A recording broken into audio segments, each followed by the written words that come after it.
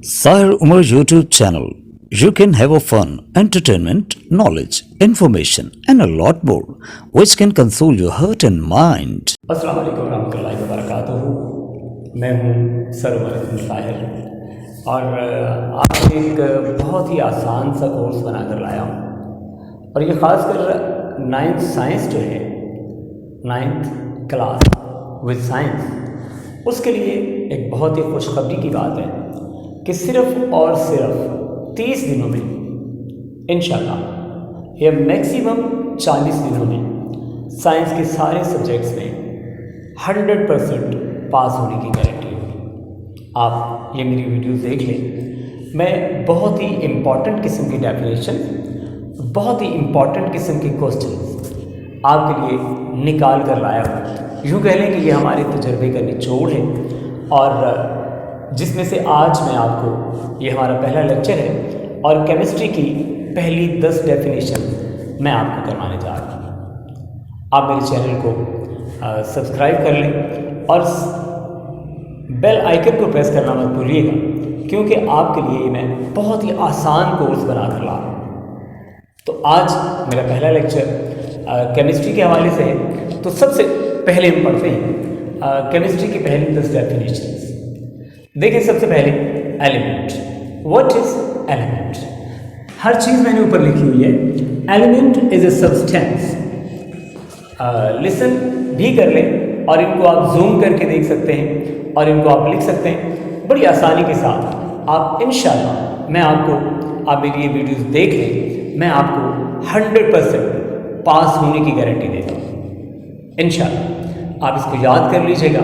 ये बहुत ही, मैं आपसे ये बात कह रहा हूँ कि ये प्रोफेसर्स के तजर्बे का निचोड़ है और सिर्फ इनको याद करना है आपने और इंशाल्लाह आप साइंस में पास हो जाएंगे। साइंस के सारे सब्जेक्ट्स में आप पास हो। Element is a substance made up of same type of atoms. Element is a substance made up of same type of element, same type of atoms having the same atomic number and cannot be separated by ordinary chemical means। ये थी element की definition. और उसके बाद अब देखें, अगर मैं आपको ये समझाता हूँ तो एलिमेंट एक ही जैसे एटम से मिलकर बना होता है, जैसे हाइड्रोजन के एटम्स होते हैं। अगर हाइड्रोजन, अब देखिए हमें पता कैसे चलता है कि सेम टाइप ऑफ एटम कैसे हो सकते हैं। हमें उसकी पहचान होती है इलेक्ट्रॉन की कॉन्फ़िगरेशन से। अगर हाइड्रोजन की बात करेंगे तो उसका जो लास्ट यानी कि वैलेंस शेल है उसमें सिर्फ एक इलेक्ट्रॉन होता है। यानी कि जितने भी हाइड्रोजन जो एलिमेंट होगा उसमें सारे के सारे हाइड्रोजन यानी कि एक इलेक्ट्रॉन वाले एलिमेंट एटम्स होंगे। ओके, उसके बाद दूसरी डेफिनेशन है chemical properties. What is the definition of chemical properties? The properties that depend upon the composition of a substance undergoes chemical reaction. Its composition changed, यानी कि जब केमिकल रिएक्शन होता है तो इस कंपोजिशन यानी कि इसकी जो कंपोजिशन होती है वो चेंज हो जाती है एंड न्यू सब्सटेंसेस फॉर्म्ड। ये है केमिकल प्रॉपर्टीज की डेफिनेशन। और तीसरे नंबर पर डेफिनेशन है फिजिकल प्रॉपर्टीज की। Physical properties, the properties associated with the physical state of matter are called physical properties. ये है तीसरी डेफिनेशन। केमिस्ट्री के हवाले से बात कर रहा हूँ। 10 डेफिनेशंस मैं आपको आज पढ़ाऊंगा। तो फिजिकल प्रॉपर्टीज कौन सी होती हैं जिनका ताल्लुक with a physical state of matter, यानी कि पानी, यानी कि उसकी जो फिजिकल स्टेट होती है, जैसे कलर होता है, उसकी शेप होती है, इस तरह की जो प्रॉपर्टीज होती हैं उनको कहा जाता है फिजिकल प्रॉपर्टीज। उसके बाद चौथे नंबर पर, the fourth number is symbols. What are the symbols? Symbols क्या होता है? सिंबल्स वो होती हैं जिनसे एलिमेंट को रिप्रेजेंट किया जाता है। Elements are represented by symbols which are the abbreviation of their names। taken from English, Latin, Greek. Elements are represented by symbols, which are taken up, you can say that, which are the abbreviation. वो क्या होते हैं? Abbreviation होते हैं of the names, उनके नाम का abbreviation होता है। और नाम कहाँ से लिया जाता है? ग्रीक से, लैटिन से एंड इंग्लिश से। यह है सिंबल की डेफिनेशन।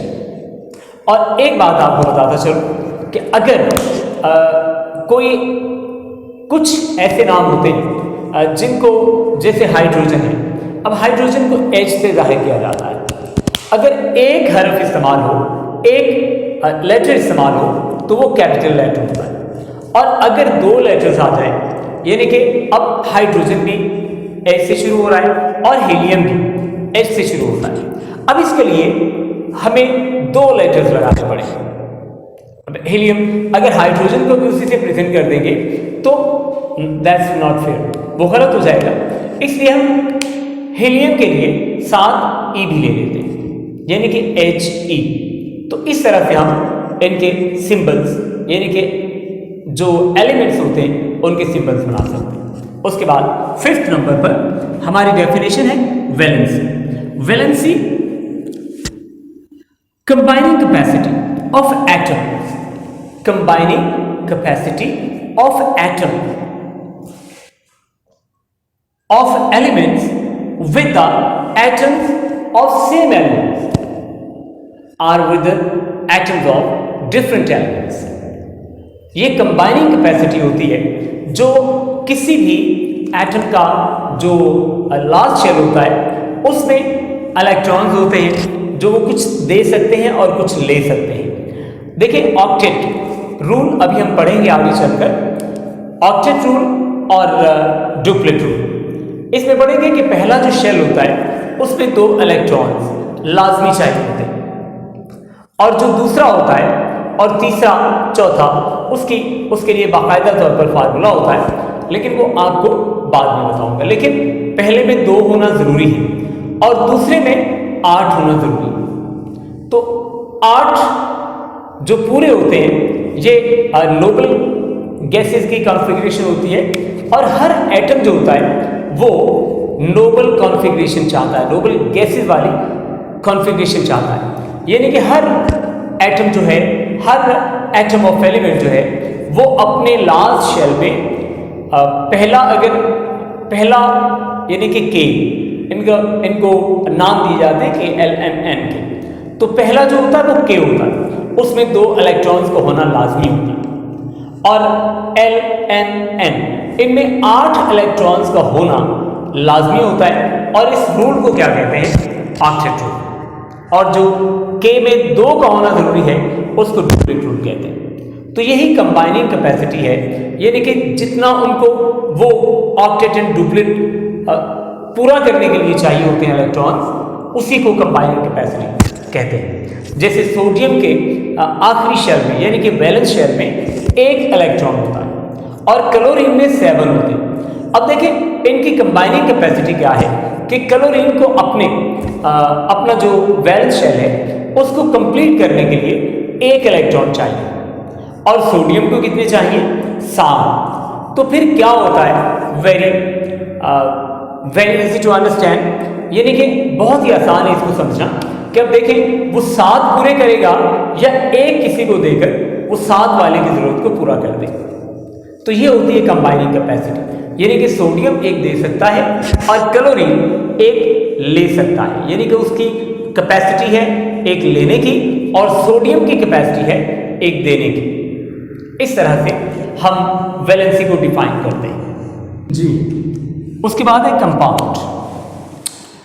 6th हमारी डेफिनेशन है compound.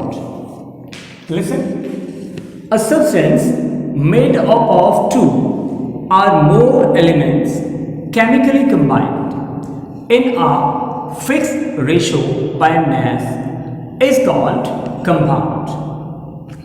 Is called compound.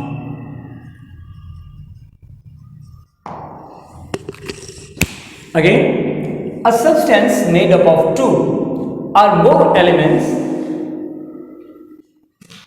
by chemically combined in a fixed ratio by mass is called compound. Mixture. When two or more elements or compounds physically combined without any fixed ratio, the combination is called mixture. Again, mixture. When two or more elements or compounds physically combined without any fixed ratio, the combination is called mixture. The next one is atomic number. What is atomic number? The number of protons or electrons. आप ये भी कह सकते हैं कि number of protons or electrons is called atomic number.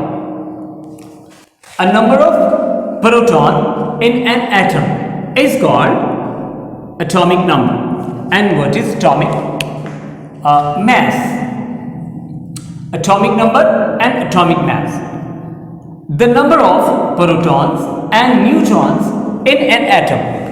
Number of protons and neutrons in an atom is called atomic mass. और सबसे आखिरी, आज की जो सबसे आखिरी डेफिनेशन है वो है matter. What is matter? Anything that is mass and occupies some space is called matter. यानी कि दुनिया की हर वो चीज जो वजन रखती है और जगह घेरती है उसे हम कहते हैं मैटर. इसकी स्टेट्स के बारे में बात करेंगे, लेकिन वो बाद की बात. तो आज हमने 10 डेफिनेशंस पढ़ी और मैं आपको बार बार कह रहा हूं कि अगर आप पास होना चाहते हैं, कई ऐसे लोग हैं जो साल पढ़ते हैं लेकिन 9th क्लास में फेल हो जाते हैं. सिर्फ 40 दिन की बात है, ज़रा ध्यान से पढ़ लें. इंशाल्लाह मैं आपको पास होने की गारंटी देता हूँ. अच्छे मार्क्स लेकर आप पास हो जाएंगे. ये डेफिनेशंस नहीं हैं, ये ऐसे क्वेश्चंस हैं, ऐसी डेफिनेशंस हैं जो प्रोफेसर्स के तजर्बात का निचोड़. इसको पढ़ लें, लाइक, शेयर और सब्सक्राइब कर लें और बेल के आइकन को प्रेस कर दें, क्योंकि अगली वीडियो आप तक बर वक्त और फौरन पहुंच सके. बहुत ये 9th वालों के लिए खुशखबरी है और बहुत ही शॉर्ट कोर्स है. सिर्फ 40 दिन में इंशाल्लाह 9th साइंस के सारे सब्जेक्ट्स आप पास कर लें. अपना ख्याल रखिएगा और मुझे दुआ में याद रखें. और मैं हूँ आपका सर, मैं हूँ आपका टीचर सर उमर हसन साहिब. अल्लाह हाफिज़. Thanks for watching. Like, share and subscribe. And do not forget to press the bell icon and never miss an update.